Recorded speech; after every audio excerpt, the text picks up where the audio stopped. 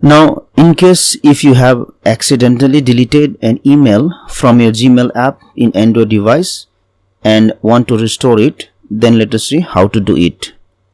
For that one, we will open Gmail. Now we will tap on this menu option here. We will scroll down and go to this bin option. Now this is the email which I had deleted.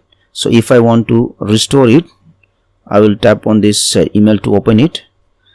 Then I will go to this more option and I will go to move to inbox.